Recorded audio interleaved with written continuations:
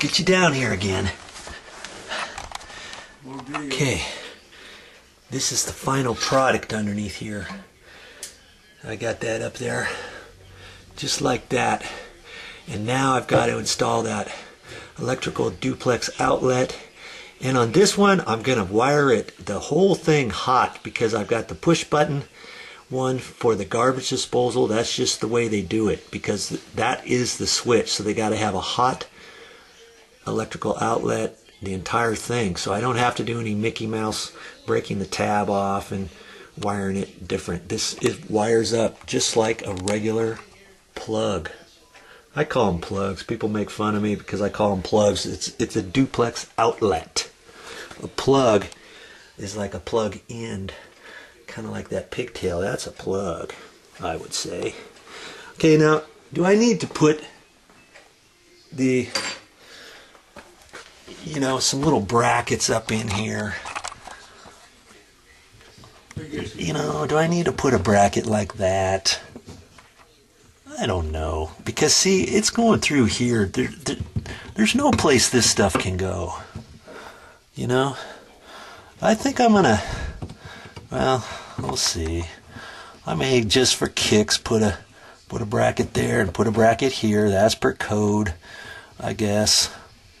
You know, it's not like it's gonna go anywhere, but I do have 2 of these brackets. I have the plastic anchors and some screws. I'll do it right. I don't celebrate too much. We still have a ways to go. I've got to cut a hole with my sheetrock saw and fish it in there. Yeah. But now see, there's the end. Here's the end, and see, now I've got Romex coming out the end, because that portion is going into the wall, and I'm going to shove that end right in behind through the sheetrock. Okay. I guess I could measure, figure out where this cut-in box goes. All right? Yeah. Let's do it. Near that thing. Now, usually it's a good idea when you measure those. I'm just going to take this existing outlet and I'm going to measure from the ground up, and I'm going to match that underneath here. That way it's the same. Okay? And sometimes you want to get it perfect. If it's fairly close to something else, or a telephone mud ring or something like that, you might want to take the cover plate off. Then you can measure, not guess, where the bottom of the box is. Okay? It's about 15 inch. Yeah. Okay. Time to get cracking and measuring. I'll be right back to you. Here's my cut-in box. You remember how to install these? If you're a good subscriber or a viewer of Joe's, you already know how to install one of these cut-in boxes. But if you haven't, you know, it's like this.